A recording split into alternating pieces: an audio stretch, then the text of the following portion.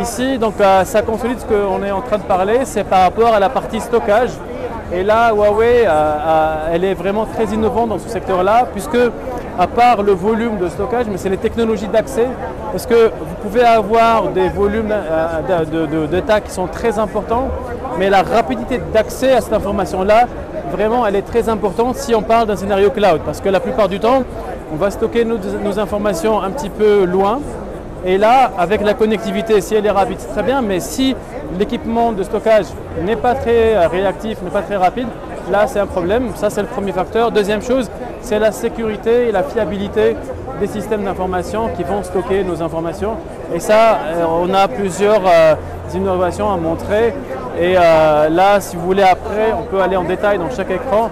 Mais je vais faire, comme je vous dis, un petit tour générique. Après, on peut développer des choses que vous voulez développer. D'accord ?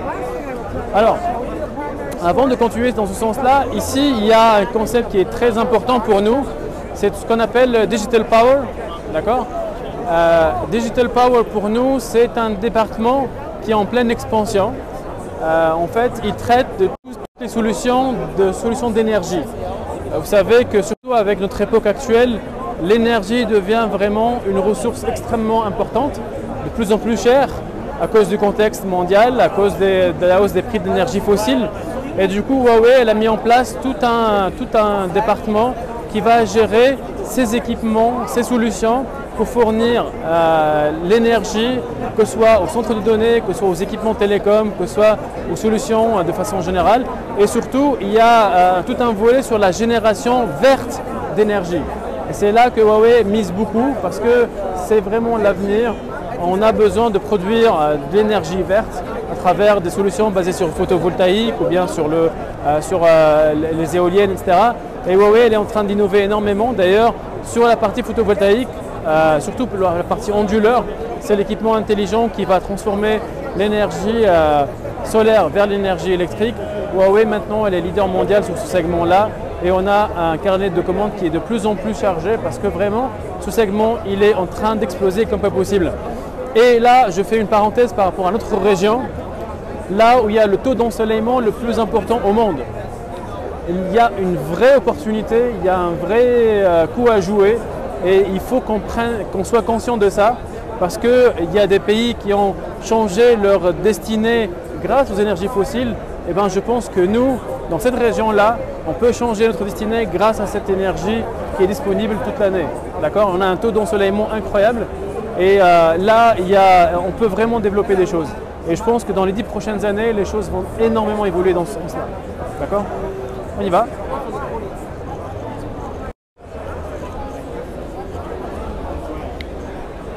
Ok, I know. Thank you. Ah, ça c'est intéressant. Ouais.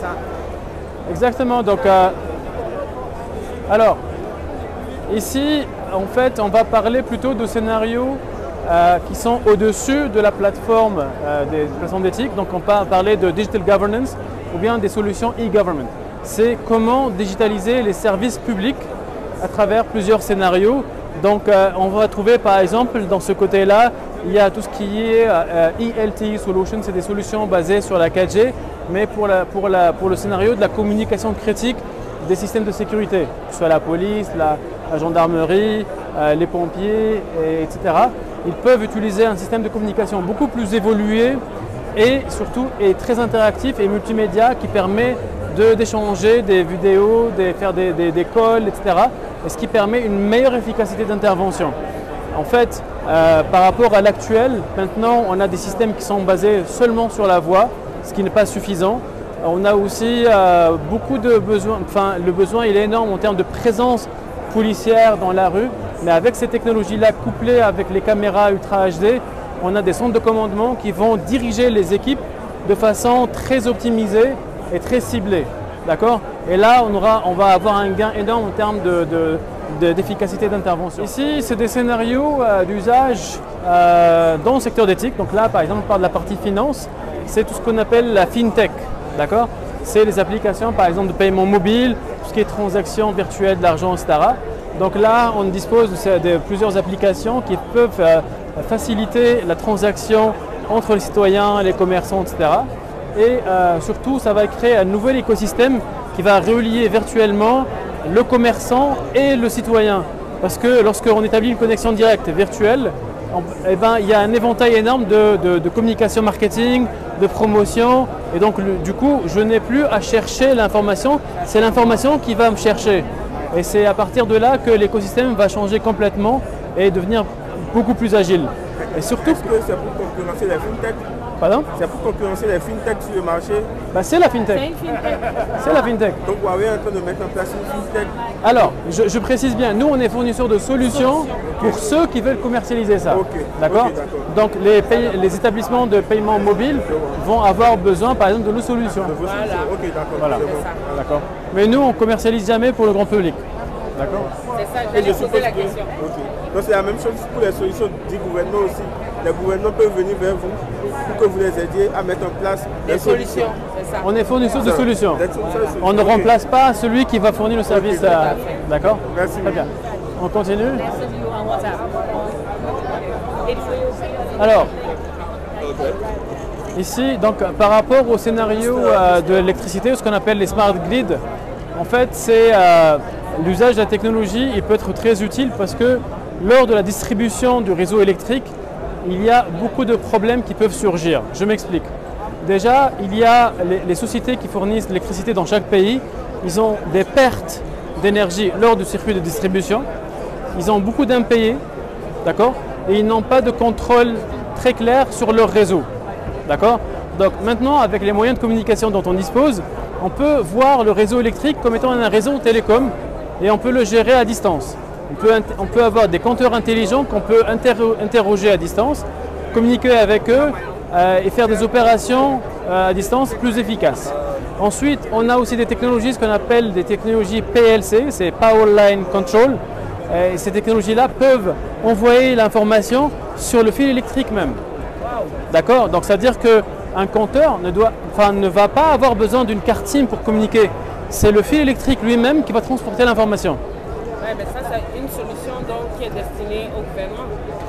C'est les compagnies qui fournissent de l'électricité. Ouais. Dans nos pays, c'est le gouvernement, mais dans d'autres pays, c'est privé. Ah, d'accord. EDF, c'est privé. Hein? D'accord. D'accord? Donc ça, c'est pour les solutions, ce qu'on appelle smart grid. Pour ceux qui distribuent l'électricité, là, on peut optimiser jusqu'à 20% les pertes d'énergie lors de la distribution et on peut optimiser énormément en termes de gestion et de maintenance du réseau. On est d'accord qu'en Afrique, on n'a pas encore atteint l'autonomie électrique. Est-ce que c'est une solution qui peut éventuellement aider les pays africains à résoudre ce problème d'autonomie électrique? Oui, parce que comme je vous ai dit, ça peut optimiser déjà ce qu'on a. Parce qu'avec ce qu'on a, il y a beaucoup de pertes. Donc ce genre de solution peut optimiser jusqu'à 20%. Donc c'est 20% optimisé, c'est une augmentation de capacité de 20% déjà. D'accord? Plus, avec les solutions dont j'ai parlé tout à l'heure, on a le moyen maintenant d'augmenter la capacité de production d'énergie avec les énergies renouvelables.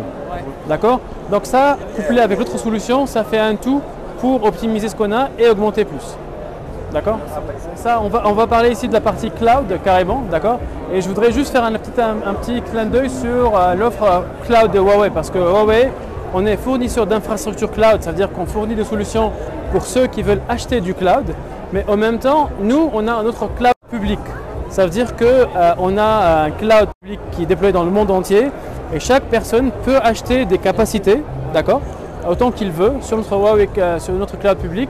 Et sur lequel on fournit beaucoup d'avantages, pas seulement en termes d'efficacité ou bien en termes de capacité, mais aussi en termes d'applications préinstallées et en termes de software préinstallé sur ces clouds-là. D'accord?